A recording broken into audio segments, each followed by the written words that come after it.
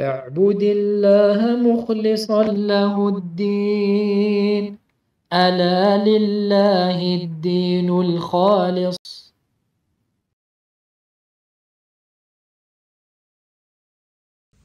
الحمد لله العلي الأعلى وصلى الله وسلم على النبي محمد المرتضى وعلى الآل والصحابة أئمة الهدى. أما بعد, mes chers frères et mes chères sœurs en Allah tabarak wa ta'ala, il existe un nombre important de choses qui viennent annuler le jeûne. Mufattiru, mufattirat as-siyam. Et parmi les choses qui annulent le jeûne, le fait de manger et de boire, et le fait d'avoir des rapports intimes.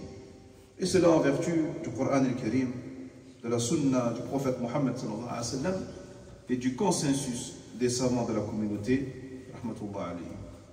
Et parmi ces annulatifs, il y a également le fait de se faire volontairement vomir. Le fait de se faire vomir volontairement. Et ce, à l'unanimité des savants. Ainsi, le fait de faire ressortir le contenu de l'estomac, de nourriture ou de boisson, en introduisant le doigt dans la bouche par exemple, ou par d'autres moyens, cela annule le jeûne. Parmi ce qui annule le jeûne également, la sortie du liquide spermatique par le biais de la masturbation, et ce selon les 4 imams, ou les 4 imams. Parmi ce qui annule également le jeûne, l'éjaculation du liquide spermatique causée par un baiser ou un contact physique direct avec la femme, et cela à l'unanimité des savants. Ce qui annule également le jeûne, le fait de mettre dans le nez un médicament que l'on va inhaler jusqu'à ce qu'un goût atteigne la gorge, jusqu'à ce que le goût atteigne la gorge, et ce selon les 4 imams. Annule également le jeûne, par exemple, les gouttes médicinales aspirées par le nez et que l'on met dans le nez et qu'on aspire. Parmi ce qui annule également le jeûne, l'apparition des menstrues et des logis pendant la journée du jeûne de Ramadan à l'unanimité des savants. Ce qui annule également le jeûne, le fait de rompre l'intention du jeûne. Le fait de rompre, de couper l'intention du jeûne durant la journée de Ramadan, même sans manger. Même sans manger. Et ceci est l'avis de la majorité des juristes, car le prophète a dit, sallallahu alayhi wa sallam, les actes ne valent que par les intentions, et chaque personne sera rétribuée que selon son intention.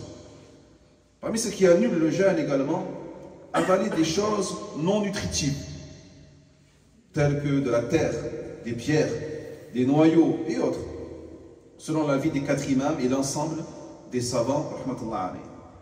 Parmi ce qui annule le jeûne également, avaler les résidus, le reste de nourriture coincé entre les dents, alors que l'on est capable de les extraire sans les avaler, selon l'avis de l'ensemble des savants.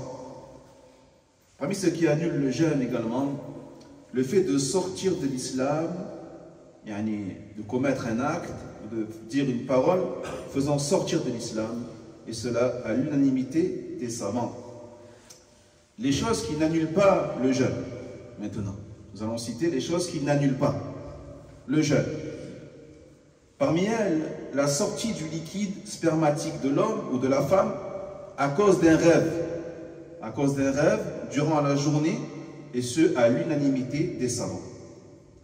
Parmi ce qui n'annule pas le jeûne également, la sortie du vomi de l'estomac sans que cela ait été causé par le jeûneur lui-même, et ce à l'unanimité des savants de l'islam.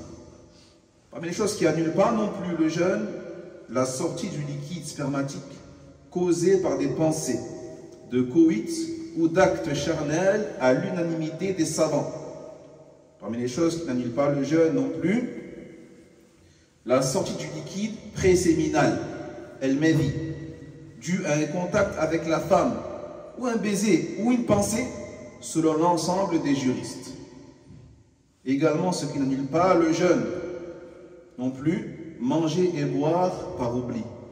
Manger et boire par oubli, ou tout simplement faire tout annulatif du jeûne par oubli. En vertu de la parole authentique du prophète sallallahu alayhi wa sallam, celui qui oublie alors qu'il jeûne et mange ou boit, qu'il termine son jeûne, car ce n'est qu'Allah qui l'a nourri et abreuvé. Parmi les choses qui n'annulent pas le jeûne non plus, ce qui parvient à la gorge de la personne ou entre dedans sans volonté de sa part. Par exemple, une mouche, un insecte, de la farine ou de la fumée. Parmi ce qui n'annule pas le jeûne non plus, faire un des annulatifs du jeûne sous la contrainte. Sous la contrainte. Et ce, en faisant l'analogie avec la contrainte de l'incroyance, al-kufr, évoquée dans la parole d'Allah dans le sens, ceux qui renient Allah après avoir cru, à l'exception de celui qui est contraint, mais dont le cœur demeure serein en sa foi. Parmi les choses qui n'annulent pas le jeûne non plus, le fait de goûter la nourriture. Le fait de goûter la nourriture en la mettant sur le bout de la langue afin de jauger son goût, sucré ou salé, mais sans l'avaler. Mais sans l'avaler, selon les 4 écoles et d'autres. Mais s'il n'y a aucun intérêt à le faire, alors cela sera détestable. Ce qui n'annule pas le jeûne non plus, le baiser ou le toucher, ou toucher la femme, si cela ne fait pas sortir le liquide spermatique ou préséminal, selon l'ensemble des juristes. Ce qui n'annule pas le jeûne non plus, le fait de rester en état de janaba. Le fait de rester en état de janaba après un coït ou un rêve, ou le fait que la femme qui était menstruée ou qui avait ses lochis dont l'écoulement de sang a cessé durant la nuit, mais qui est restée comme ça sans se purifier jusqu'à ce que le fajr arrive. Eh bien cela n'annule pas le jeûne de la personne non plus. Et ce qui n'annule pas le jeûne non plus, le fait d'avaler sa salive.